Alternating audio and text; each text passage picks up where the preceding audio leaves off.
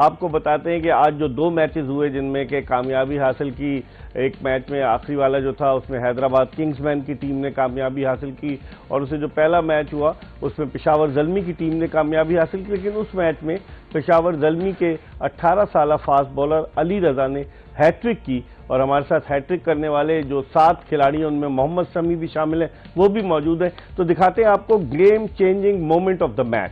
जी, आपने देखा game changing moment of the match service tyres के ताउन से, और सर्विस वालों का कहना है जब ग्रिप सर्विस जैसी तो फिक्र कैसी। और देखेंगे किस तरीके से ग्रिप किया गेंद को और किस तरीके से 3 बैट्समैनों को अली रजा ने आउट करके हैट्रिक मुकम्मल की।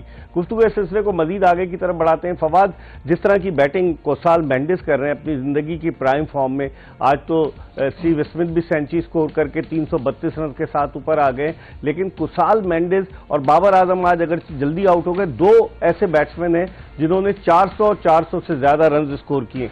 आप अगर हम नजर डालें उस चार्ट पर के जो टॉप रन गेटर हैं, तो आप इसको कैसे देखते हैं? देखिए, आप देखें बेग साहब, जैसे आपने कहा कि आज बाबर भी देखें जल्दी आउट तो नहीं कहेंगे, फिर भी 25 रन का स्टार्ट दिया उसने 19 बॉल पे। मैं कमेंट्री सुन रहा था तो कहते कि हाँ आज तो उनकी बैटिंग फेल हो गई है, तो लेकिन फेल नहीं थी, 25 रन का स्टार्ट भी दिया। आप चार्ट देखें कि मेंडिस देखें 8 मैच खेले उन्होंने, बाकी देखें अगर आप स्मिथ की बात करते हैं 9 मैचों में उनको 337, उसके 493 है 8 इनिंग्स में, और स्ट्राइक रेट देखें 172 का है। अगर और इसमें एवरेज आएगा तो मुझे नहीं पता, आप जल्दी से बताएं कितनी की एवरेज आएगी इसकी। और बाकी स्मिथ का देख लें, फिर साहिबजादा फरहान भी देखें 335 पे मौजूद हैं। तो ये टॉप जो 4 बैट्समैन अगर देखें तो इन्हीं की टीम भी जो है पहले और दूसरे नंबर पे भी है। 61 का एवरेज आ रहा है इसका। अब देखें और वो भी T20 में 61 का एवरेज कंसिस्टेंट, और विद स्ट्राइक रेट 172 के साथ, तो ये बहुत बड़ी बात है। और आज जिस तरह की मेंडिस ने बैटिंग की, क्योंकि देखें 2 बंदे जो है प्लेटफॉर्म सेट करते थे ना नीचे वालों के लिए, तो आज बाबर उनका आउट हो गया था। इवन आए हार्डी भी आए, हार्डी भी आउट हो गए थे। मेंडिस ने एक्स्ट्राऑर्डिनरी बैटिंग की, लेकिन उसके साथ क्रेडिट देना पड़ेगा जो फरहान यूसुफ ने बैटिंग की, क्या बात है, फरहान एक्स्ट्राऑर्डिनरी उसने बैटिंग की। आई थिंक ये जो हम बैटिंग जो है ना मिसिंग करते हैं कि मैच को लेके जाना और मैच को फिनिश करना, तो मेंडिस तो कर रहा था, लेकिन आज उस बच्चे ने भी की, तो वो भी एक अच्छी जो चीजें नजर आई हमें किसी बैट्समैन में, यंगस्टर में स्पेशली खास तौर पे, कि उसने स्ट्राइक रोटेशन की और जब उसको हिट मारने का मौका मिला उसने हिट भी मारा। फरहान यूसुफ 20 साल के हैं, और आज मैं उनका देख रहा था एक इंटरव्यू कि कसूर के पास कोट राधा कृष्ण है, वहाँ वो रहते थे, लेकिन उन्हें क्रिकेट का शौक था। उनके वालिद भी क्रिकेट खेला करते थे, लेकिन उनके वालिद की तो ख्वाहिश पूरी नहीं हो सकी, तो उनके वालिद फरहान यूसुफ की वजह से लाहौर शिफ्ट हो गए ताकि वो क्रिकेट खेलें, और पाकिस्तान अंडर 19 की उन्होंने कप्तानी भी की। फरहान यूसुफ ने फील्डर भी बड़े ज़बरदस्त हैं, इस टूर्नामेंट में बड़े अच्छे कैचेज लिए। लेकिन जिस तरह फवाद आलम कह रहे थे कि जो बैटिंग की उन्होंने, उससे लगता है उनका मुस्तकबिल एक रोशन और ताबनाक है। हमें चाहिए कि ऐसे खिलाड़ियों को ज़ाया ना होने दें, ये ना हो कि एक दफ़ा आए और फिर चला जाए। हसन नवाज के साथ क्या हुआ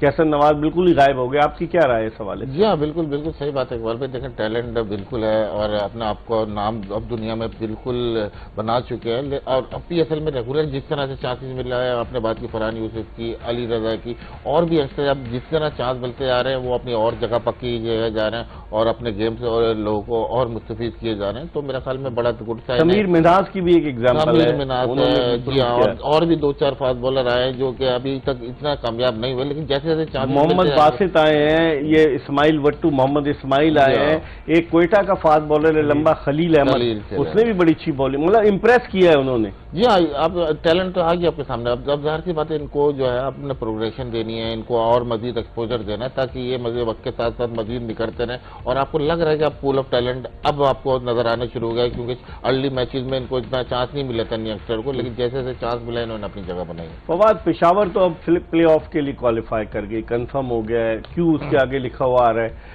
बाकी टीमों की इस सिचुएशन को आप कैसे देखते हैं? अगर हम पॉइंट्स टेबल पर नजर डालें, हैदराबाद किंग्समैन ने भी अपने इम्कानात को रोशन कर लिया है। हम समझ रहे थे कि वो आउट हो गई, लेकिन अब उनके 8 पॉइंट्स हो गए। हैदराबाद किंग्समैन चौथे नंबर पर। बेग साहब देखें, अगर पेशावर ज़ल्मी तो क्वालिफाई करके, मुल्तान सुल्तान को अब भी अगर इजीली क्वालिफाई करना तो एक मैच और जीतना पड़ेगा, आखिरी वाला वो लाजमी उनके लिए जीतना, तो वो फिर इजीली क्वालिफाई। अगर वो हार गए तो फिर रन रेट पे है काम, और उनका भी रन रेट +0 पे है। अगर आप तीसरी तरफ इस्लामाबाद, अभी जो है ना सारा टर्निंग पॉइंट जो है ना, जो किंग्समैन है, जो हैदराबाद किंग्समैन है, उसकी जो वो कहते हैं ना, जो क्या कहते हैं डोर, वो इस्लामाबाद के पास है। क्यों?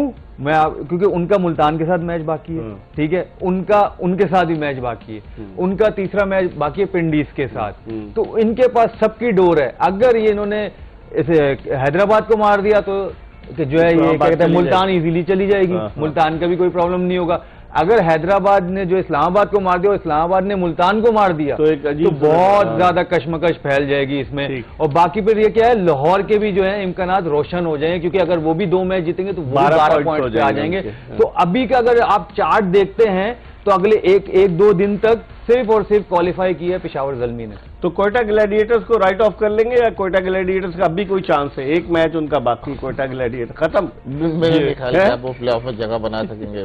जी हाँ, अभी जो मैं क्रिस गेल का जिक्र कर रहा था इसलिए मैं कोयटा ग्लैडिएटर्स मुझे याद आ गई। तो कोयटा ग्लैडिएटर्स के 6 पॉइंट्स हैं, अगर वो अगला मैच जीतते भी हैं तो 8 पॉइंट्स होंगे उनके। जी हाँ बिल्कुल, तो मुझे नहीं लगता वो प्लेऑफ। लास्ट ईयर की फाइनलिस्ट टीम है कोयटा ग्लैडिएटर्स। जी हाँ बिल्कुल, लास्ट ईयर की फाइनलिस्ट टीम है, लेकिन इस दफा 3 मैच ही जीत सकी है और बाकी मैच ही जैसी। लेकिन एक चीज मैं देख रहा था कि पूरा अगर आप ये देखें पॉइंट टेबल में तो इस्लामाबाद के अभी भी जो है 3 मैच बाकी है। तो ये एक थोड़ा सा एडवांटेज मिला उन्हें कि आखिर में खेलने, अगर इनके पॉइंट भी अगर उनके कम होते हैं तो रन रेट पे जाएंगे। तो ये थोड़ा सा मेरे ख्याल में एक एडवांटेज है इस्लामाबाद यूनाइटेड को, जिसकी वजह से मुझे लग रहा है कि वो पेशावर ज़ल्मी के साथ प्लेऑफ में चली जाएगी। और कोशिश यही होगी फवाद टीमों की कि नंबर अगर 1 पेशावर हो गई तो नंबर 2 रहे, ताकि एक चांस और रहे, क्योंकि अगर आप क्वालिफायर खेलते हैं तो फिर उसके बाद एलिमिनेटर भी आप एक खेलेंगे, तो ये कोशिश होती है। नंबर 2 के लिए सिर्फ जो फाइट है ना अभी, जो फाइट ज्यादातर जो मैच मजा आएगा वो इस्लामाबाद और मुल्तान के दरमियान आएगा। अच्छा, मुल्तान ने अपनी क्वालिफाई भी करना है 4थे नंबर के लिए, मतलब टॉप 4 में, और साथ साथ नंबर 2 के लिए भी खेलेगी वो अपना आखिरी मैच। इस्लामाबाद का क्या है, इस्लामाबाद 2 मैच भी जीतेगी ना तो वो टॉप पे हो जाएगा अगर उसने मुल्तान को मारा, क्योंकि उसके 13 पॉइंट हो जाएंगे, 13 पॉइंट किसी के भी नहीं होगा। तो इस्लामाबाद अगर एक मैच हार भी जाती है और 2 मैच जीते, बट शर्त ये है कि उसने मैच जो हारना है ना वो किसी पिंडी से हार सकती है, किंग्समैन से हार सकती है, लेकिन मुल्तान से नहीं हार सकती। कराची किंग्स का कोई चांस है? 8 मैचेस खेलें, 2 भी उनके भी रहते हैं, 6 पॉइंट्स हैं, अगर वो दोनों मैच जीतते हैं तो 10 पॉइंट्स हो जाएंगे। कराची किंग्स के चांस हैं, जो फ्लाइटें हैं वो अपने अपने घर की होंगी उनकी, बस क्यों, बस ये चांस है। नहीं, अगर कराची किंग्स 2 मैच जीती है, उनका मैच है लाहौर से, 10 हो जाएंगे पॉइंट्स। अगर आप देखें हमारे इस पोल के पास जो है ना, जो इस पोल है, इस पोल के पास 2 टीमों के पास 3 टीमें जो है क्वालिफाई कर सकती हैं। पूल उधर तगड़ा नहीं है, ये पूल हमारा वाला है, इसलिए मैं कह रहा हूँ ना, इधर 3 टीमें क्वालिफाई कर सकती हैं टॉप 4 में, पेशावर ज़ल्मी, उधर पेशावर ज़ल्मी कर चुकी है और उधर एक ही आएगी, या कराची आएगी या लाहौर आएगी। अगर कल मैच, जब कराची से मैच हार जाती है तो इनके 10-10 पॉइंट होंगे, तो ये टीमें तो वैसे ही ऑटोमेटिक चली जाएंगी, किसी का फिर रन रेट पे आएगा ही नहीं, वो क्वालिफाई कर जाएंगी। क्योंकि किंग्समैन अगर यहाँ से जीतेगी मैच अपने तो उसके 12 पॉइंट हो जाएंगे, तो वो दोनों 10 से ज्यादा बढ़ ही नहीं पाएंगे। कराची फिर दुआओं पे ही है बस, कराची तो बहुत मुश्किल कम। कराची जैसे पाकिस्तान दुआओं पे होती है ना हमेशा, कराची की जो है मैं प्रोग्राम जब देखता हूँ तो ये उससे हार जाए, उससे हार जाए, उससे हार जाए, फिर हम पहुंच जाएंगे। तो यही है कराची। देखते हैं कि कराची के लिए कितनी दुआएं होती हैं, और कराची की टीम जिसने सन 2020 की PSL जीतने का एजाज हासिल किया था, और फवाद आलम भी उस टीम में शामिल थे जो पहली हुई थी, मुझे अच्छी तरह से याद है 2016 में जो पहली PSL हुई थी। तो गालिबन इनका तजुर्बा ज्यादा है, इसीलिए कह रहे हैं कि कराची दुआओं पे चलता है।